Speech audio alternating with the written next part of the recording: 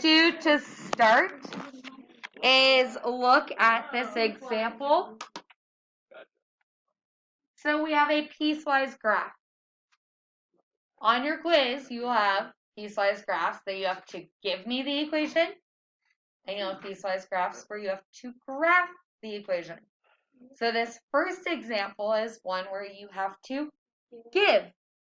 So the first thing you want to do if you are giving the equation is identify where the graph has its breaking point, which means where does the graph jump from an open to a closed or a closed to an open.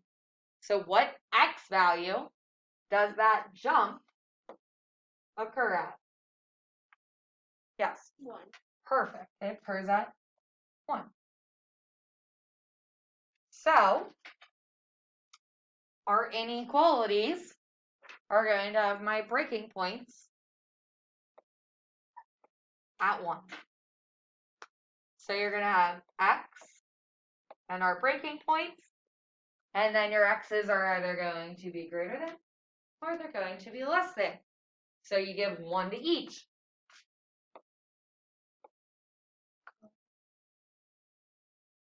Now, which one, the greater than or the less than, has the closed circle? The greater than, because the top one is the greater than, and it's got the closed. So here, x is greater than 1 or equal to 1. Now we just get the equations of the lines, and you do them separately. What's nice about the less than line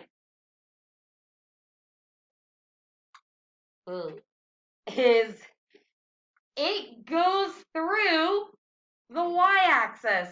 So on that graph, this line, you can get the y-intercept right from it. So what's the y-intercept of that line? Negative 2. Remember, it goes with the less than equation, so it's on the bottom. Just because of the way I wrote my inequalities. What's the slope of that line? From like point here, Jesse? 1. Perfect. It's going up 1, right 1, up 1, right 1, up 1, right 1. So it's 1x, and you don't have to write the 1. Pause.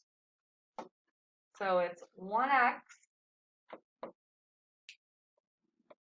minus 2, or just x minus 2 for all x values less than 1. Yeah.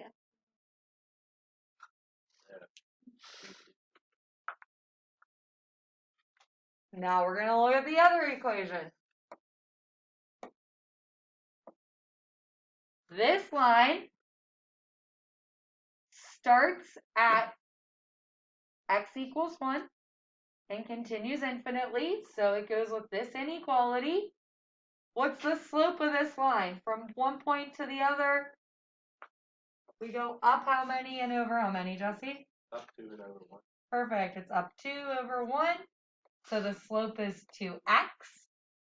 Now, this graph is not so nice because it does not go through my y-intercept. But what you can do is just kind of like go from this point we know backwards till you get to the y-intercept. So I'm just going to go down 2 over 1. And then you won't have stupid computer screens yelling at you, but you'll get your y-intercept, and my y-intercept is what? So it's 2x minus 1. If it was positive 1, would it be plus 1? Yes. And then, this is going to sound like a dumb question. But like, that is the x greater than or equal to, and then the x less than 1, is that a part of the answer? Yes. Yeah.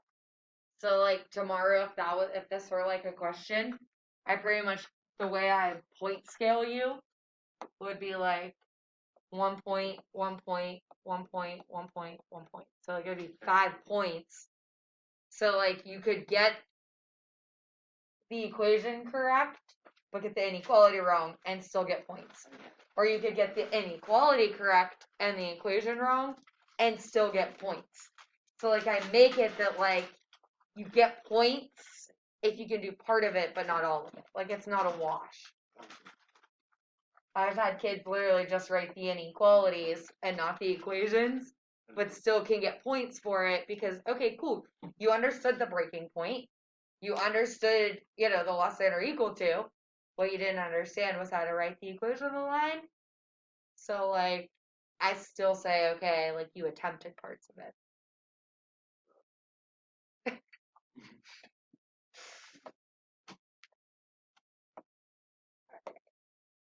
Moving down. Let's graph one now.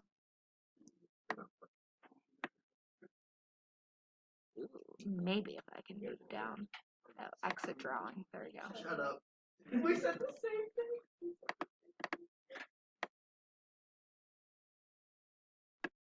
All right. Where's my breaking point? Good. Perfect. What's the slope of one of the lines? Negative. Yeah. Or no. Sorry. It would be 1v2. Good. Okay. If I am graphing the top function, my breaking point is at -1. So that means this graph starts at x equals -1. Is that point at x equals is that point at x equals -1 going to be open or closed? It's like the same three people. There we go. Open. Perfect. So at -1 for x, what's my y value? I give up sometimes. What's my y values going to be? So I take -1, I plug it in for x. So a negative becomes a Positive. So 1 minus 3 is, and that's my open point. So at -1, -2, no, I'm going to draw. I have an open circle.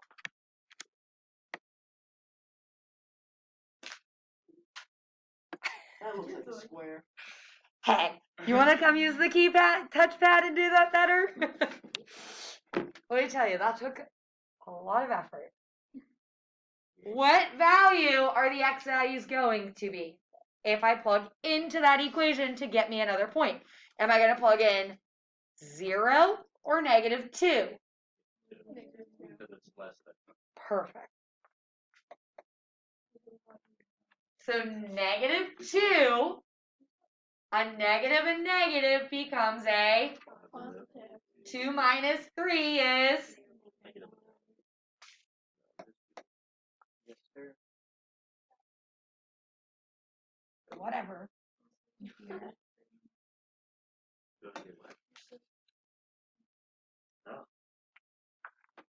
I hate you. Not you.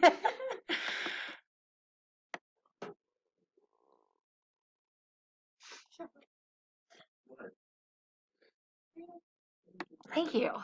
It might actually be nicer than the board. All right. The second equation. Oh, effort fail. The second equation comes from the second graph. What's the slope of my line? Something minus 2. Okay, Jacqueline, what's the y-intercept?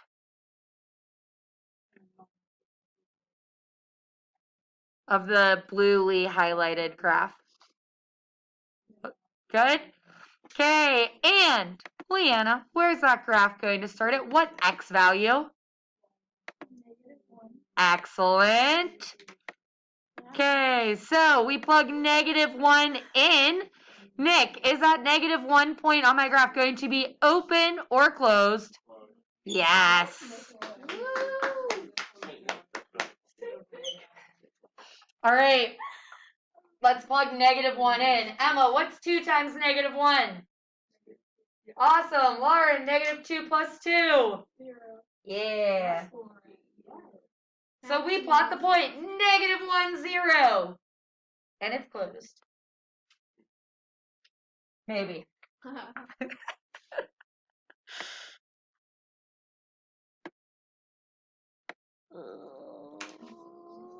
All right. My slope is +2.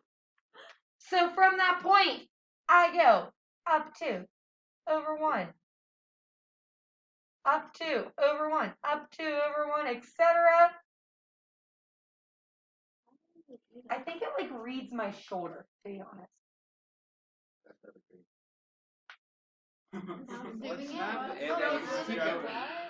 It's literally having a heart attack. And that's actually kind of better, to be honest.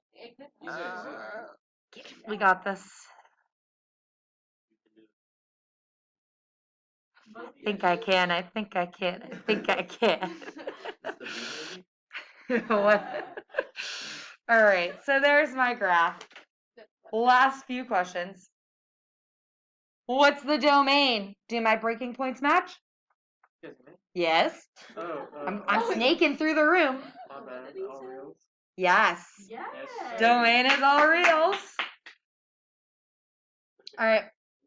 Is it okay? Like, You're messing up my snake. I'm No, sorry. it's okay. I'm kidding. For like the domain, is it okay if I just put AR for all real? Yes. You could just put a capital R with like the second line through it, like instead of AR, because that's alternate reality. You can do a capital R with a double line. Capital R with the extra line. Yes, that stands for all reals in math. Yes.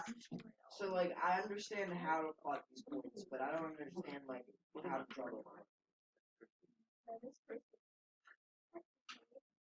Connect the dots.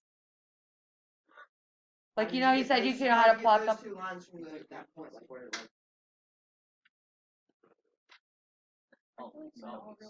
If you look at my paper, I think. You understand. Yeah, give me a second. Let me keep asking my questions. I'll come look at your page because I don't know how to. I don't know how to answer without looking. All right, Miss Hopkins, what is my range? I know, but I have full confidence. Okay, ready? Let's walk through it. Ready. The lines, what direction are they pointing? Up. So all the Y's are getting bigger, right? Yeah. So then the question is exactly, the Y has to be greater than or equal to. What's the smallest Y value on there? Open or closed circle, doesn't matter. Okay, so the smallest Y value is at -2. It's an open circle. Therefore, my inequality is simply, there you go. I think I answered my question actually. Okay. I was kind of. What is that? No, because I just realized that like when we were graphing this, like these 2 equations right here are the same as like the top one, so like I just. It's my board having a heart attack. We're doing Piecewise.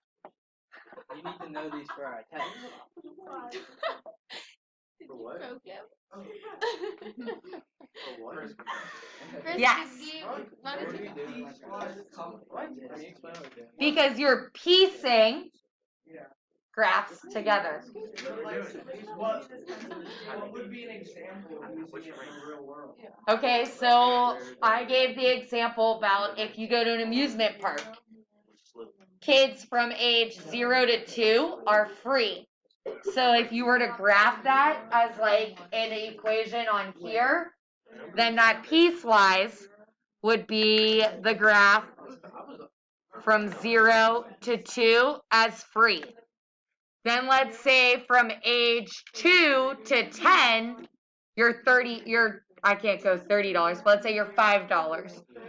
So then that would be the graph at 2, because you're bigger than 2, up to age 5 is $5. And then you could do it again and again for different ages and prices, or you could do it by height or by birthday. But like, that's examples where you have to change pricing based on, so like companies could do it If you order so many t-shirts, it's $10 a shirt. After 30 t-shirts, it's $8. So if you were to graph that, it would be a piecewise because the equation changes. All right, so what I want to do for the remainder of class time, which is only about 8 minutes, is send you into your homework, which is not really your homework because it's your study guide, which I'm going to post the answers to. But for the next 8 minutes, you can ask me any questions on those next 2 review pages. So you have the study guide and intervention for 2.6 and the study guide and intervention for 2.7. Where? There, it's the next. It's like the end of. So like here's 2.6, and then right after it is 2.7. Oh, okay. Yeah, but I'm gonna post the answers because if you do this review at home or with a tutor or with a sibling, like tomorrow's your quiz. Like I'm not checking it. So right now you have like 7 minutes. If you looked at it and you're like, Mrs. McBride, I don't know how to do this one at all. That's what I would help you with. What about this? Yeah, another folder. In the math lab, not in this. I think the only corner I have in this room is like. I have some hardcore tape to tape you up. But I need some. I need a little more tape. I don't like the way you But these don't like hold them. Oh wait, they do. I was gonna say, That one? this is like, Man, this has a hole too. I get this, so yeah, it's better than what we have. Way better. I have a video. Jesse's a funny guy. It's so no because you have a country accent. Okay. I'm getting overwhelmed. Yeah, I'm sure you want Captain America. Yeah, I'm good. Thank you.